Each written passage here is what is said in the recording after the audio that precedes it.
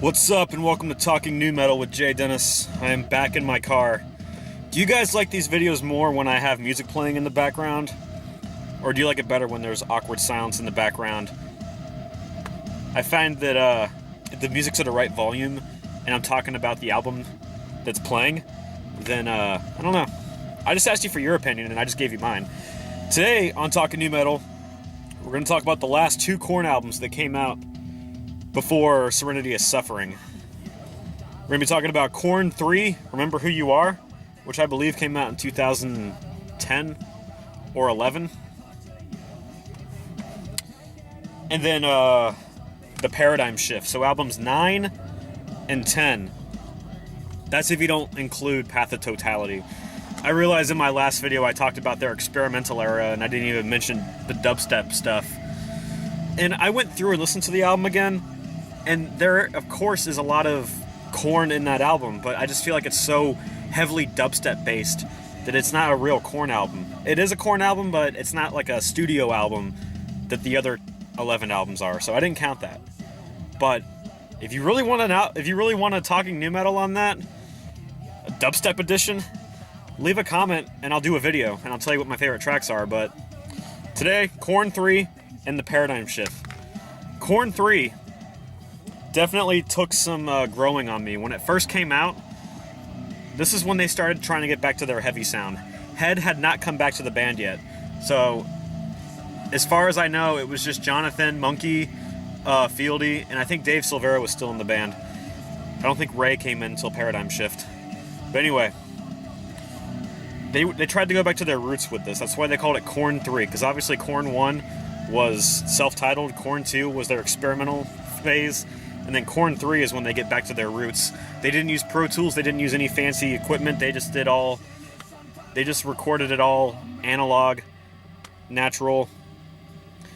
And after listening to it again last night while playing Dying Light, it gets better with each listen. Initially, when I heard it like 5 years ago, it didn't really impress me. I wasn't really big in nu metal, maybe back then, so maybe the album didn't hit me as hard as it could have. It didn't hit me as hard as like a Deftones album would at the time, but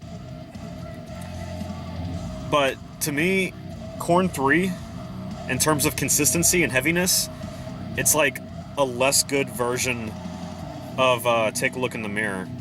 That might not make sense, so I'll make sense of it. It's consistently good from start to finish, but there's like really no tracks that stand out that make you go, wow, this album should be in the top 3. But from start to finish, there aren't really any weak tracks. The special edition of KORN 3 doesn't really have good bonus tracks, except for the live version of Blind.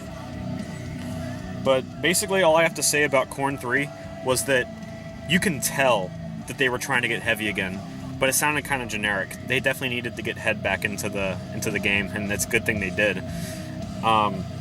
But yeah, KORN 3, I put that towards the bottom, but it's not a bad album. It's got some good tracks. Fear is a Place to Live is an excellent KORN song, and I think it's Move On. So yeah, Fear is a Place to Live and Move On are two of my favorite songs off this album. The singles are good enough, but they just sound like they're trying to get heavy again, which is what the album was. The album sounds exactly like they're trying to do. Oh, let's get heavy again. What is this string tube? It's like they forgot how to write a heavy riff. It's like when Metallica wrote Saint Anger. They were trying to be heavy, but they did it kind of awkwardly. But yeah, I don't have a hard copy of that album, but I do have a hard copy of the Paradigm Shift. Welcome back, Head. Paradigm Shift is an excellent album. I didn't actually listen to it until 2014. My friend bought it for me, and 2014 is when my surge of nu metal came back. So like, that's when I got back into nu metal. So how fitting is it that I got KORN's newest album? Head definitely had an influence on this album. It's definitely heavier and more well written than KORN 3 was. It's funny because for KORN 3 they ditched the dubstep altogether, but for this album they put a little bit of it here and there. Paradigm Shift, if you haven't listened to Serenity of Suffering yet, Paradigm Shift sounds like the perfect prequel to Serenity of Suffering. Because Serenity of Suffering is heavy and it's better. But Paradigm Shift itself is excellent also. It's showing you that they still have that ability to write heavy, catchy music.